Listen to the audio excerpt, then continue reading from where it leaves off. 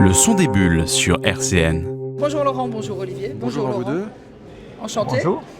Enchanté. On est à Toul aujourd'hui pour RCN et on va parler d'une bande dessinée à la fois que tout le monde connaît mais qui est quand même originale. Moi je ne connaissais pas cette série, c'est les Schtroumpfs et les Schtroumpfies, pas la Schtroumpfette. Les Schtroumpfies depuis peu, on les appelle les Schtroumpfies, mais c'était le village des filles au départ, c'est ce qu'on appelle un spin-off. Un spin-off, donc c'est une série tirée de la série mère, la série qu'on connaît tous avec le village des garçons finalement. Bah oui. Et puis donc on a sorti un premier tome en 2017, en même temps que le film, le village des filles apparaît dans un film en 2017. On a fait un tome 1 à cette époque qui a très très bien marché. Et donc depuis on sort un album tous les ans. Et depuis le tome 3, je suis le dessinateur de cette série. Alors, comment vous êtes tombé justement, parce que les Schtroumpfs, il y a eu plusieurs dessinateurs, et pourquoi vous? Comment vous? Alors les Schtroumpfs, il faut savoir que les Schtroumpfs ont été créés en 1958. Même plus vieux que moi. Peyo avait pas prévu que c'est ce succès parce que c'était des personnages secondaires dans Jouan et Pierre 8 à l'époque. Ah oui. La flûte à six Schtroumpfs. Et en fait, les personnages ont eu tellement de succès que déjà dès les années 60, il avait des collaborateurs. On peut François Valteri par exemple qui a fait Natacha ensuite. Oui. Il a commencé au studio Peyo. Derib qui fait Yakari. Ah oui Il est aussi. passé aussi par les studios Peyo. Marc Westerlin aussi pour le Docteur Poche. Il est passé aussi. Donc il y a je ne veux pas dire des dizaines, mais de nombreux dessinateurs sont passés par les studios. Il y a des ramifications. Alors souvent c'est des gens qui ont. Les gens se connaissent, c'est toujours des. Ouais, parce que disons que les Schtroumpfs ça a toujours été des personnages qui ont été dessinés par d'autres. Alors Peyo a fait les débuts, il a fait des albums, les premiers albums, les Schtroumpfs noirs, tout ça. Mais ensuite, ça a toujours été un travail de studio et de collaboration. Ah oui. Et il y a même certains albums où plusieurs dessinateurs ont bossé dessus. Par exemple, le Bébé Schtroumpf, c'est un album qui a été fait très très vite, qui demandait à être réalisé rapidement. Donc plusieurs dessinateurs ont bossé dessus, ça se voit pas. Mais quand on a l'œil un petit peu, on voit. On voit. Ah oui. Donc en fait, je veux dire, oui, ça se voit, on voit les différences. Et en fait, donc je suis un des maillons de la chaîne, j'arrive là, ça fait 12 ans, une dizaine d'années que je suis au studio. Racontez-nous comment vous êtes arrivé. Au studio C'est pour les Schtroumpfs, parce que vous aviez quand même une autre histoire au départ. En fait, moi je dessine, je suis sorti de l'école des Beaux-Arts de Reims en 92. Donc je ne savais pas faire grand chose, j'ai eu la chance, j'ai eu la chance par contre d'être pris tout de suite aux éditions Delcourt pour une première série qui s'appelait Vaurien. J'ai fait 3 tomes avec Luc Brunswig et Claude Gutt à la couleur. Et donc qui depuis eux deux ont eu chacun leur grande carrière. Et donc première série avec toutes les difficultés que la découverte du dessin, quand on n'a jamais fait d'album, c'est un sacré boulot. Donc ça a duré des années où là j'étais très peu productif, je faisais un album tous les 3 ans quasiment. D'accord. Ensuite j'ai fait une deuxième série jeunesse chez Delcourt avec Claude Gutt à la couleur où là j'ai progressé et puis j'ai commencé à trouver un peu mon style. Si on peut parler de style, mais en disant que je me suis rendu compte que j'avais un trait assez rond. Et ça m'a servi. Alors ça c'était dans les années, les début des années 2000, donc il y a 25 ans. Ce que je ne savais pas, c'est qu'en faisant ces albums-là jeunesse, il serait déjà vu par quelqu'un qui depuis est devenu directeur artistique chez Peyo.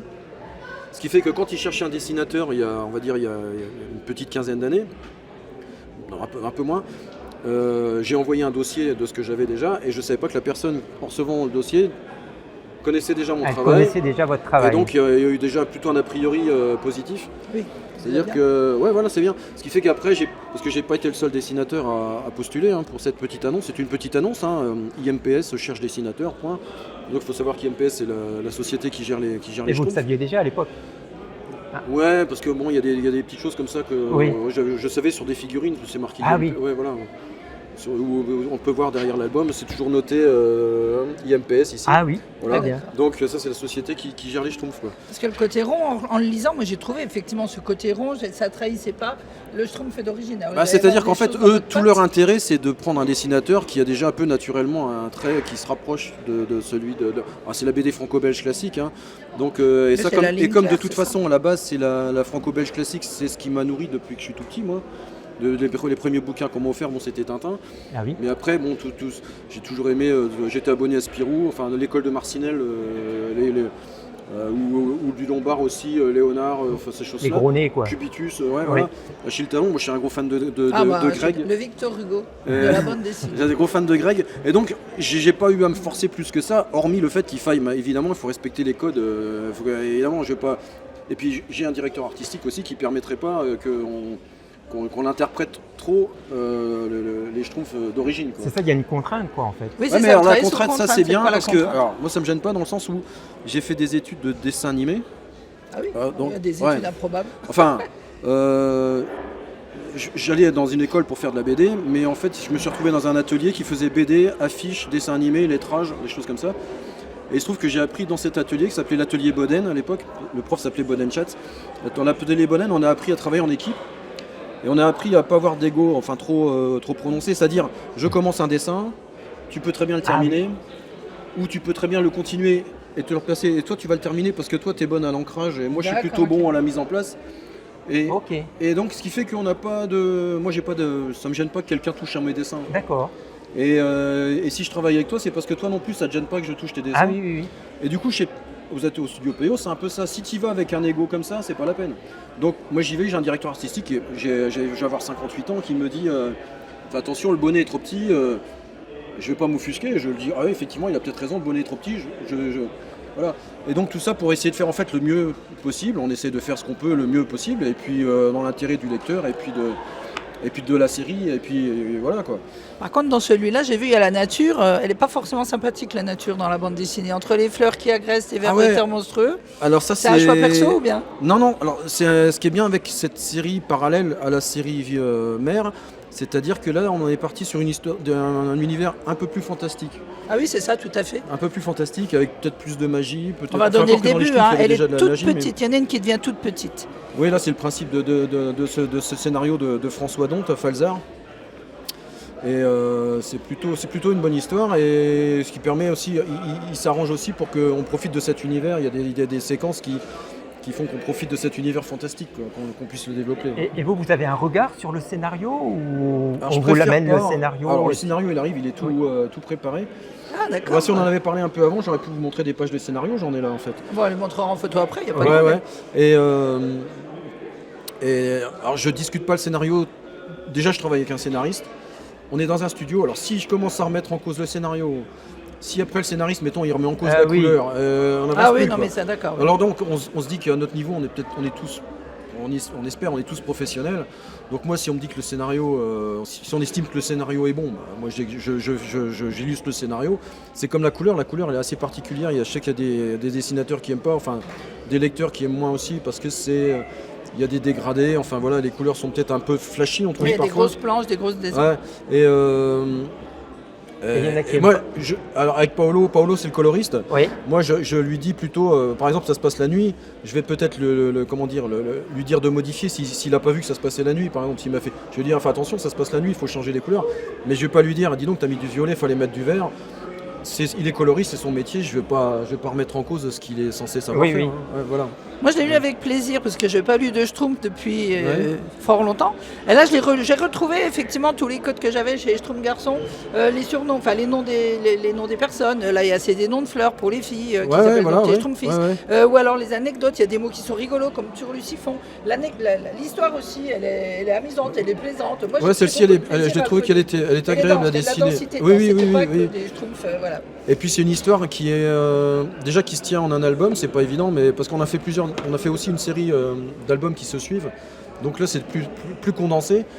Et puis et c'est le premier scénario de Falzar pour un album Schtroumpf. Ah oui. Alors, il a travaillé sur Grandir avec les Schtroumpfs, c'est une autre série, mais c'est plus des petites, ça ressemble à des contes. Et ça s'adresse à des lecteurs ou des familles qui ont des enfants peut-être qui ont des problèmes, par exemple, des Schtroumpfs qui ont peur pour le deuil, par exemple, des gamins qui ont perdu leurs parents ou leurs grands-parents. Et on a réussi à faire des petites histoires comme ça sur, ça peut être le deuil ou ça peut être un truc plus banal, je sais pas, j'ai peur du noir, enfin. Ah bah là, il y en avait déjà. Il y a celle qui râle tout le temps, voilà, qui se fait mettre en marge. Il y a celle qui critique tout. Non, mais enfin, voilà, c'est-à-dire il y a déjà que là, des personnages qui sont bien typés. Par contre, la Falzar, en passant de cette série dont je parlais, là, il est revenu vers quelque chose de plus, on va dire, aventure, l'aventure classique, mais avec quand même des choses, on sent qu'il s'intéresse vraiment au fond aussi de l'histoire. Quoi. C'est pas uniquement rocambolesque, c'est pas uniquement de la poursuite. Non, c'est pas ça. Il y a un peu plus de profondeur. De densité, oui, c'est vraiment ça. Et il y a même une allégorie. Moi, je vais toujours chercher des trucs intello parce qu'elle est toute petite. Et alors, elle est seule. Est-ce que c'est parce qu'elle est seule qu'elle se sent toute petite? Ouh là là. Voilà, je vous donnerai son adresse et puis. Non, mais j'aime bien aimé. Il vous répondra. Et puis, c'est pareil, il y a une allusion Astérix. Je sais pas si c'est fait et tout. Quand elle teste la potion magique pour devenir grande, ça m'a rappelé les Astérix où ils sont là effectivement et où ils passent dans les druides, ils passent de toutes les couleurs. Ouais, alors ça c'est aussi dans, c'est un peu une référence à un album qui s'appelait L'œuf et les Schtroumpfs, alors qui date. Et il y a une séance, où il y a plusieurs. Moi je crois que c'est commun à plusieurs histoires. On essaye des potions, on devient vert, on devient arc-en-ciel, on devient. Voilà, c'est commun. Ça fait penser même au Dipon avec quand la barre poussait, ce genre de truc. Ah bah oui, c'est ça. Ouais, je veux dire, c'est l'apprenti sorcier quoi. On essaye un truc et puis il se passe le contraire de ce qu'on voulait quoi. Mais c'est un peu. Ce qui nous arrive jamais dans la vraie vie. C'est récurrent à beaucoup d'histoires comme ça. Quoi. Mais moi j'ai vraiment pris beaucoup de plaisir. Je m'y attendais pas parce que je disais ça quand j'étais petite. Et là, vraiment j'ai pris beaucoup de plaisir à lire cette bande dessinée. Merci, c'est gentil. De découvrir les personnages, les textes. Enfin voilà, il y a un mot comme turlusiphon, il y a des fois des mots rigolos qui sortent. Oui, on a essayé d'inventer. Il y a Maudicania aussi. Et puis il y a des chansons qu'on reconnaît aussi. Bah voilà, là il y a des chansons, la dire la dada. Il y a des. Moi je me chanté des chansons. En fait c'est belge. Alors il y a Plastique Bertrand, ça je trompe pour moi. Oui, ça je trompe pour moi. Voilà. Alors après c'est la référence plus pour des adultes. Les gamins qui lisent ça évidemment, ils n'ont pas la référence. Mais ça permet aussi peut-être que les adultes voient des. Moi j'aime bien les petits clins d'œil comme ça. Ouais, voilà. Il n'y en a pas beaucoup, mais bon, on a essayé de temps en temps dans le lycéen. Il y a une des Schtroumpfs que vous aimez particulièrement ou Oh non, pas particulièrement. Et que vous n'aimez pas, alors on va faire le contraire. Non, parce qu'en fait, de toute façon, graphiquement, elles sont toutes basées sur le même modèle. Après, elles changent de caractère, évidemment. Mais là, c'était Bouton d'Or, le personnage principal, elle est plutôt agréable à dessiner. Et puis, il y en a une nouvelle qu'on a créée, là, qui s'appelle Loire. Qui dort tout le temps. Qui dort tout le temps, qui est un peu pieds nus. Elle aime bien, j'aime bien. J'espère qu'elle va revenir, c'est celle-ci. Et j'espère qu'elle va revenir dans d'autres albums. Quoi. Mais là-dessus, je choisis pas. Il y a un album en prévision là où... Ah ouais, j'ai commencé le tome 9. Ouais. Le tome 9. Qui s'appelle il n'a pas de titre encore. Voilà. Ouais. Ce sera la surprise. Donc, prévu pour quand Début d'année 2027. Voilà, j'ai toute l'année pour le faire, là, mais on est vraiment sur les toutes premières pages. Là. Voilà. Un an pour un album? Oui, c'est ça. Ouais, c'est ça. Il y a 46 pages, il faut grosso modo une page par semaine, 46 semaines. La couverture, et puis 2-3 trucs qui font qu'on est toujours en retard. Ah oui. Et donc, sinon ce serait pas drôle. Pas marrant. Et voilà quoi. Eh ben merci. Merci, belle aventure aux Schtroumpfis, pas les Schtroumpfettes, les Schtroumpfis, le village des filles. La Schtroumpfette, il n'y en a qu'une. Voilà. Ah oui, il n'y en a qu'une. Justement, il faut reprendre. Bon, on retrouve Gargamel quand même. Voilà, un petit peu dans celui-là. Merci tout plein, longue vie aux Schtroumpfis. Merci à vous. Et bonne continuation à vous. Salon. À bientôt. Merci. Merci.